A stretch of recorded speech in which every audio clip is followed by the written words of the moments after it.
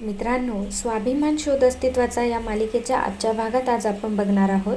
पल्लवी कॉलेजमध्ये असते तर अचानक शांतनूचा तिला फोन येतो. शांतनूचा फोन बघून पल्लवी खूप आनंदी होते. ती फोन घेते तेव्हा शांतनू म्हणतो की काय ग, कुठे आहेस तू? किती उशीर झाला?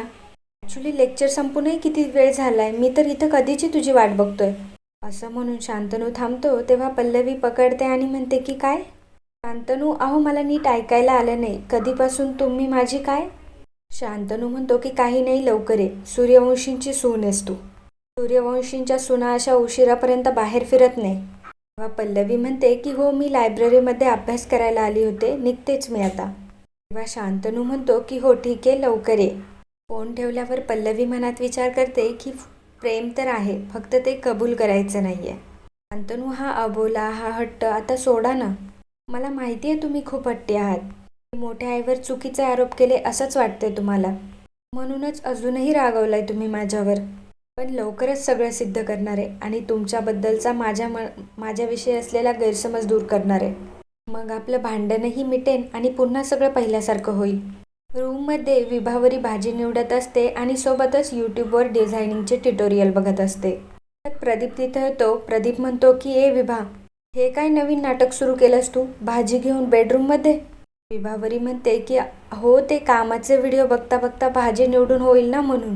मी त्या फॅशन फेस्टिवलमध्ये भाग घेतलाय ना, तर त्या संदर्भात फॅशनबद्दल काही टिप्स देणारे व्हिडिओ आहेत, तेच बघत होते. प्रदीप म्हणतो की कसल्या टिप्स अँड बिप्स, उगाच वेळ घालवायचे धंदे, बाकी काही नाही.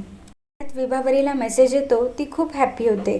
ती म्हणते की अहो हे बघा, मी बँक अकाउंट उघडलं आणि त्यात माझ्या कामाचे पैसेसुद्धा ॲड झाले. प्रदीप म्हणतो की किती पैसे झाले अकाउंटमध्ये? तेव्हा विभावरी म्हणते की 5,000 रुपये. प्रदीप म्हणतो की 5,000 जमा झालेत? प्रदीप म्हणतो की मग एवढी आनंदी काय होते? 5,000च जमा झालेत, असं काय ओरडतीयेत जसं काय 5 करोड झालेत? 5,000, फक्त 5,000. वहिनी म्हणताय ना, तेच बरोबर आहे. टीकेचे डोहाळे आहेत फक्त तुझे, बाकी काही नाही. 5,000 म्हणे, असं विभावरीला टोचून प्रदीप तिथून निघून जातो. पल्लवी रस्त्यावरून जात असताना रस्त्याच्या कडेला एक मुलगी रडत असते. पल्लवी तिच्याजवळ जाते आणि म्हणते की बाळा, काय झालं तुला, तू अशी रडतीयस का? आणि मला सांग, अशी एकटी का उभी आहेस इथे? कोणाबरोबर आली आहेस तू? कोण आहे तुझ्यासोबत? तेव्हा ती मुलगी म्हणते की मी हरवली आहे. हे ऐकून पल्लवी तिला म्हणते की हरवली आहेस? अच्छा, म्हणून रडतीयस तू. पण मी आहे की नाही आता, आता रडू नकोस. तुला पाणी प्यायचंय का? थांब, आपण पाणी पिऊयात. असं म्हणून पल्लवी तिची वॉटर बॅग उघडायला जाते, पण त्यात पाणी नसतं. म्हणते की यात पाणीच नाही. ठीक आहे, काही हरकत नाही, माझ्याकडे आहे पाणी. असं म्हणून पल्लवी तिच्या बाटलीतलं पाणी त्या मुलीला प्यायला देते. छोटी मुलगी पाणी पिते. पल्लवी तिला विचारते की बाळा, तू आईबाबांसोबत आली होतीस का इथे? तुला आईचा किंवा बाबांचा नंबर आठवतोय का? तेव्हा ती मुलगी म्हणते की माझे आईबाबा नाही आहेत. पल्लवी विचारते की मग कोणासोबत राहतेस तू? तेव्हा ती मुलगी म्हणते की आजी आजोबा. इकडे वकील फोनवर बोलत असतो की तुमच्याच व्हॅनमधून येते ना माझी नात? तर माझी नात सापडली नाही तर मी तुमच्यावर केस करेल. पुन्हा फोन ठेवून देतो. दुसरा फोन करतो की नाही हो, अजून काहीच पत्ता नाही, खूप लहान आहे होती, तिला आमचा नाव पत्ता तरी सांगता येईल की नाही कोणास ठाऊक. मला असं वाटतंय की आता पोलिसातच कंप्लेंट करावी लागणार. पल्लवी त्या मुलीची बॅग चेक करते, त्यात आय कार्ड देखील नसतं. ती म्हणते की यात आय कार्डसुद्धा नाही आहे. तिला घराचा पत्ताही माहीत नाही आणि नंबरही. आता हिला हिच्या आजी आजोबांपर्यंत कसं पोहोचवायचं? पल्लवी तिला जवळ घेते तेव्हा ती मुलगी फक्त एकच म्हणत असते की मला माझ्या आजी आजोबांकडे जायचंय. पल्लवी म्हणते की हो बाळा, मी आहे की नाही, मी तुला तुझ्या आजी आजोबांपर्यंत पोहोचवेल. तर रडायचं नाही बाळा, मी आहे की नाही. पल्लवी विचारते की अगं, तुम्हाला तुझं नावच सांगितलं नाहीस, तुझं नाव काय आहे बरं? तेव्हा ती मुलगी म्हणते की सिद्धी. पल्लवी म्हणते की अरे वा, किती गोड नाव आहे, अगदी तुझ्यासारखं. पण बाळा, मला सांग, तुझं पूर्ण नाव काय आहे? माझं नाव पल्लवी सूर्यवंशी आहे. तसं तुझं नाव काय आहे? सिद्धी, पुढे काय? तेव्हा त्या मुलीला तेही कळत नसतं. पल्लवी म्हणते की सिद्धी, तुला माहिती आहे, मला खूप भूक लागली आहे, पोटात अगदी असं गुडगुड होतंय.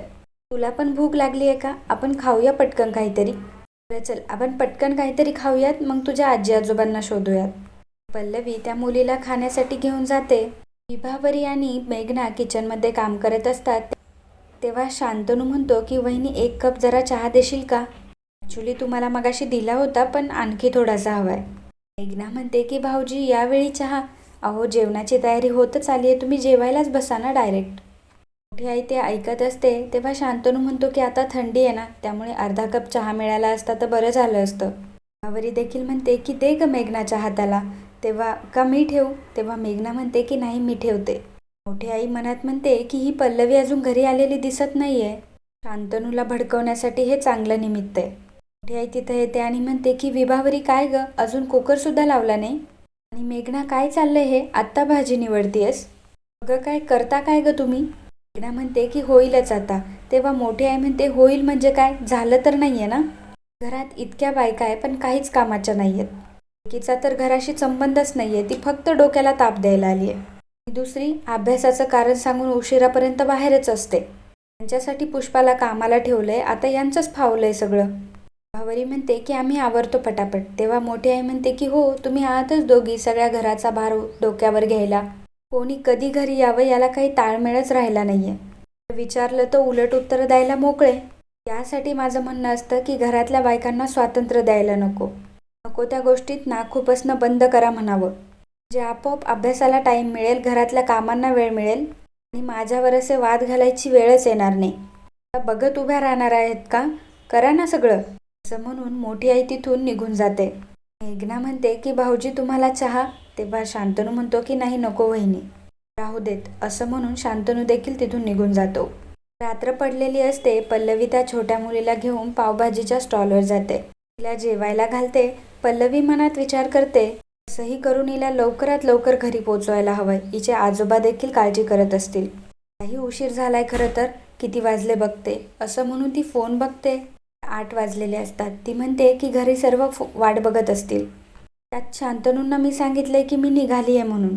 शांतनू देखील वाट बघत असतो. तो विचार करतो की अजूनही आली नाहीये ही पल्लवी. लायब्ररीतून निघते असं म्हणाली होती, एवढा का वेळ लागतोय तिला? म्हणूनच मोठी आई एवढी चिडते. घरी वेळेत यायला नको का ह्या पल्लवीने? पल्लवी विचार करते की मी यांना कळवते, असं म्हणून ती शांतनूला फोन लावते आणि नेमकं त्याच वेळी शांतनू देखील पल्लवीला फोन लावत असतो. दोघांनाही फोन लागत नसतो आणि दोघांचेही फोन व्यस्त येत असतात. शांतनू म्हणतो की फोन तर एंगेज येतो हिचा. एवढ्यात त्या छोट्या मुलीला ठसका येतो. पल्लवी तिला पाणी देते. ती रडत म्हणते की मला घरी जायचंय, माझ्या आजी आजोबांकडे जायचंय.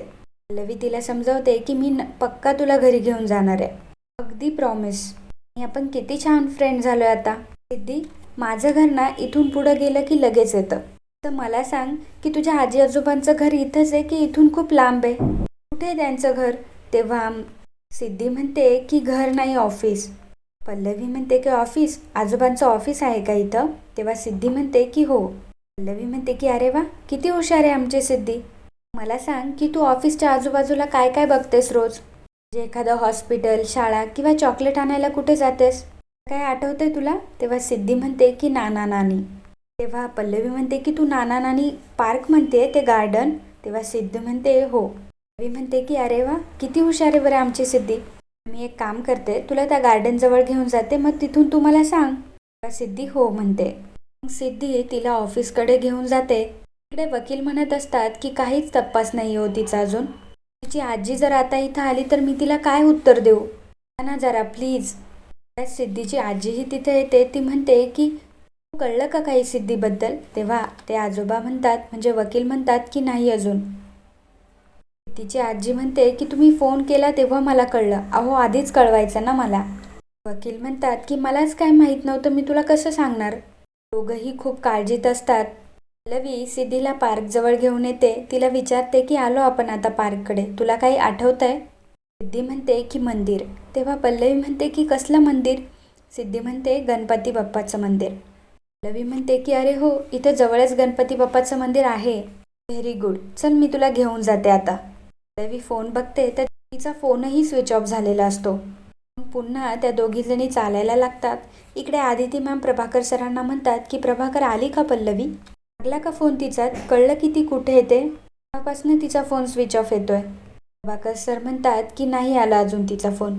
तेव्हा आदिती मॅम म्हणतात की अरे ती लायब्ररीमधून डायरेक्ट घरीच येणार होती, की कुठे जाणार होती असं काही सांगितलं होतं का तिने तुला? प्रभाकर सर म्हणतात की असं विशेष काही सांगितलं नाही तिने. तेव्हा आदिती मॅम म्हणतात की असं न सांगता ती कुठंच जात नाही रे. प्रभाकर, मला तर वेगळीच काळजी वाटते, वहिनींनी तिला काही केलं तर नसेल ना? प्रभाकर सर म्हणतात की नाही आदिती, तू असा धीर सोडू नकोस. सांगू का, वहिनींचे सगळे तंत्र आता माझ्या लक्षात आली आहे. खरंच जर वहिनींनी काही केलं असतं ना, तर त्यांनी सगळ्यांसमोर शांतनूसमोर कांगावा केला असता. ती काळजी वाटते म्हणून. उलट पल्लवीच्याच नावाने खडे फोडत होता. ती घरी नाही आली म्हणून दोष देत होत्या. मॅम म्हणतात की हे तुला कसं काय माहीत? तेव्हा प्रभाकर सर म्हणतात की ॲक्च्युली मी मेघना आणि विभावरी बोलायला गेलो होतो की तुम्हाला पल्लवीबद्दल काही माहिती आहे का? मला सांगून गेली आहे का? तेव्हा मी हे ऐकलं. खरं सांगू का, वहिनींना यातलं काहीच माहीत नसावं, मला खात्री याची. आदिती मॅम म्हणतात की अरे बापरे, मग आता कुठं गेली असेल ती? प्रभाकर सर म्हणतात की तेच कळत नाहीये मला. इकडे शांतनू देखील वाट बघत असतो. खूप टेन्शनमध्ये असतो. पल्लवीला फोन करतो पण पल्लवीचा फोनही स्विच ऑफ असतो. म्हणतो की मगाशी ॲटलिस्ट फोन एंगेज लागत होता. आता फोनच लागत नाहीये हिचा. अशी का वागते ही? जेवायला काय झालं होतं हिला? घरी कोणी वाट बघत असेल, काळजी करत असेल. कशाचीच पर्वा नाहीये हिला. पल्लवी सिद्धीला मंदिराजवळ घेऊन येते आणि म्हणते की सिद्धी बाळा, तिथे गणपतीचं मंदिर आहे. आठवतंय अजून काही? इथून आता कुठे जायचं असं काही आठवतंय? सिद्धी म्हणते की तिथं आहे ऑफिस. तेव्हा पल्लवी विचारते की हे तुझ्या आजोबांचं ऑफिस आहे? तेव्हा सिद्धी हो म्हणते. म्हणते की बरं ठीक आहे, आजी आजोबा आता वाट बघत असतील. असं म्हणून ती जाते. घराच्या बाहेर बघते तर हेमंत रणदिवे यांचं ते ऑफिस असतं. म्हणजेच वकिलांचं ऑफिस असतं. विचार करते की म्हणजे सिद्धी ही वकील साहेबांची नात आहे. दाराला कुलूप असतं. तेव्हा पल्लवी म्हणते की सिद्धी अगं, दाराला तर कुलूप आहे.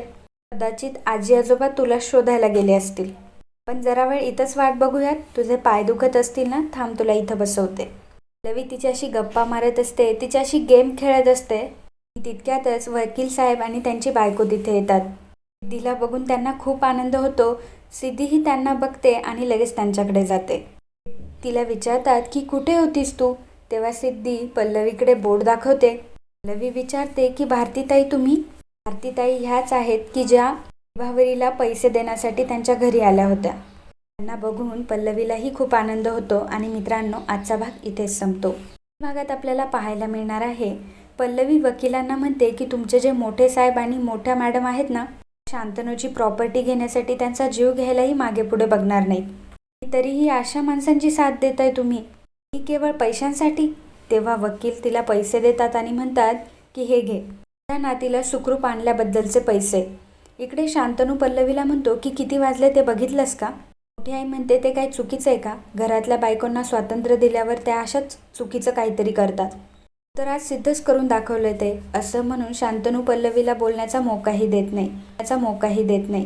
मित्रांनो, मागच्या एपिसोडमध्ये कमेंट करणारे आपले दर्शक होते नीलम गीते, सद्गुरू महाराज, अजित साळुंके, वंदना स्वामी, अक्षय पवार, शशांक जाधव, कैलास निकम, गीता चंदेर, सुमित्रा जाधव, एंजेला गाडे, सारिका देशमुख, आशा कानिटकर, रेश्मा भगत, मुकुंद कुलकर्णी, प्रजावती गायकवाड, आनंद केसवानी, नारायण गायके, वादंती खोडके, श्वेता कुरझाडकर, रामचंद्र परब, सुभाष प्रभू.